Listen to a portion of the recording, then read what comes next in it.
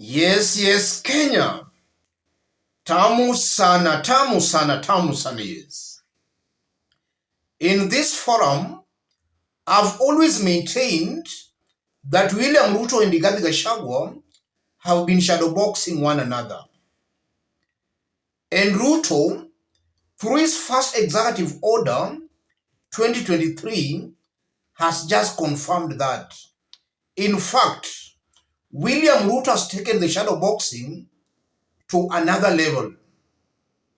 In this video, I want us to have a look at some roles and changes William Ruto has made in his government. Mudavadi's new roles assigned by Ruto. You are saying Mudavadi will assist President DP in supervision of ministries, coordinate and implement policies with Interior Ministry, coordinate government legislative agenda across ministries, chair PSS committees, supervise technical monitoring and evaluation government policies, programs, perform any other function assigned by the president. And then Gachagua is to chair cabinet committees, oversee implementation of cabinet decisions across all ministries and states. Those are the new roles assigned to Mudavadi and to Rigathi Gachagua. A keen look at the roles clearly exposes the duplication of roles between Mudavadi and Rigathi Gachagua. So in actual sense, the confusion that has always persisted or rather existed in the government continues. Mudavadi and Rigathi Gachagua, there is a duplication of roles between Mudavadi and Rigathi Gachagua. But one point worthy of noting, Musalia will handle the relationship between the executive and the legislature, while my deputy Gachagua will work with the devolved governments. We have managed to come up with a clear plan for the development of Kenya, the president said. So one outstanding role that has been assigned to Mudavadi is that Mudavadi will handle the relationship between parliament and the executive. Rigathi will deal mostly with the devolved units, county governments. That's the one role that is coming out clearly out of all those changes. In this video, as usual, I want us to dig deep into this story to see exactly what it means politically and why I believe William Ruto is trying all he can to make sure he finishes Rigathi Gachagua politically. Before digging deep into that analysis, if you are watching us for the very first time, subscribe, give this video a like. Yes. Those new changes by William Ruto can pass out as a demotion of Rigathi Gachagua and a promotion of Musalia Mudavadi, at least as on paper. Whether the changes will translate to the ground, that's a different story altogether.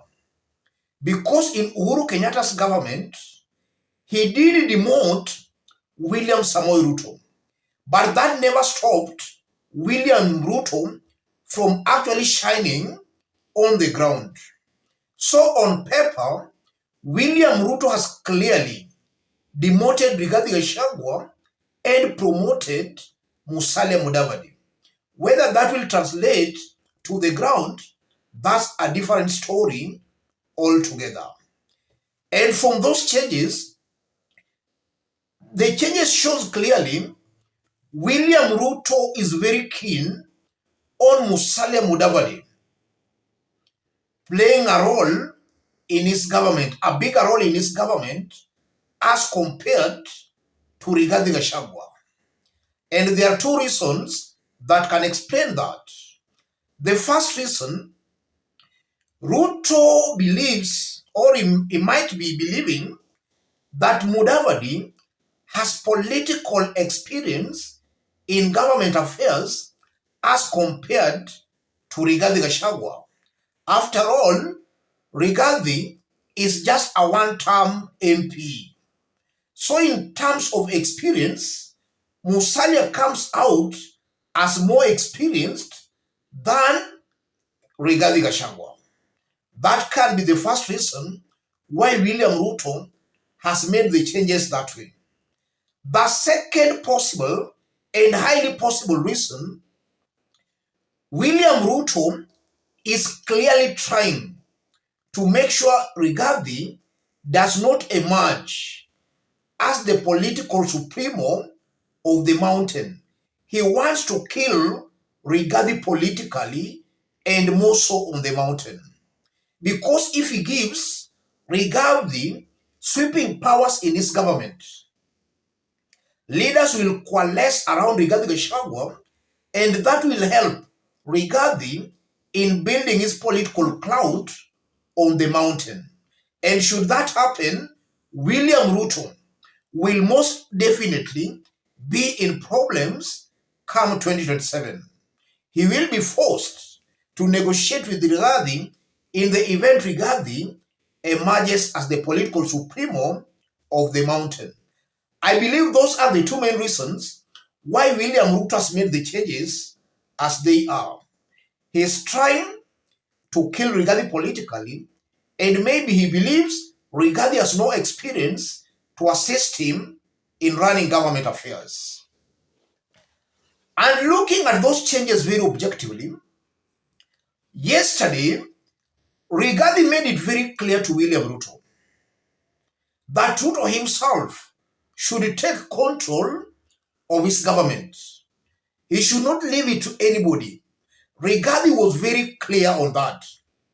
I'm seeing a very high possibility where Rigathi had already seen this coming. And Rigathi was just sending early warning signs, or rather was sending early warnings to William Ruto. Utakwama. That's exactly what Rigathi told William Ruto yesterday. And looking at these changes William Ruto has made and what Rigathi said yesterday, the relationship between William Ruto and Rigathi Gachagua is going to deteriorate.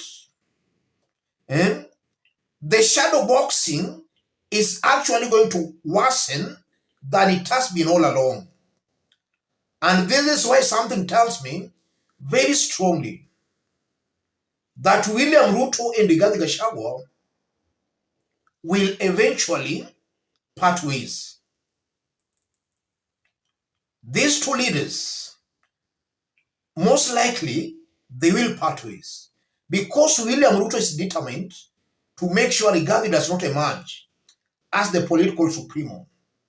But from the way we are seeing politics on the mountain transforming, Rigathi is coming out as the first amongst equal on the mountain. We might see a repeat of what we saw between Uhuru Kenyatta and William Samoei Ruto. We might see a repeat of that. As I conclude, William Ruto, by making those changes, shows clearly again that this is a team that was not prepared to rule. Serious confusion, total confusion in the government. Immediately they took over, we saw William Ruto signing some roles. In less than 100 days, he's reassigning and removing some. Total confusion. A confirmation that maybe he has seen that in the 100 days, things have not been well. He's not happy with the performance of his government in the slightly over 100 days. So he's trying to actually fix things, but looking at the team, William Ruto himself and the team that he appointed, things are going to worsen, starting with William Ruto himself and the people he appointed in his government. These are known individuals with integrity issues. I won't be surprised that maybe in the coming months, William Ruto is going to make other changes. So it will be a government, after 2 or 3 months, making a raft of changes, a confirmation. This is a team that was not ready, not prepared to rule. Now that they have the government, they are confused on how to proceed, where to start, how to stop, or what to do. A totally confused government. Let me stop it there, ladies and gentlemen. But just as I did indicate when we were starting, if you are watching us for the very first time, but you have not yet subscribed, subscribe please. If you want to support the forum, I've pinned my number on the comment section. Contact me through the number or feel free to channel your support to the number. Let's meet in our next analysis.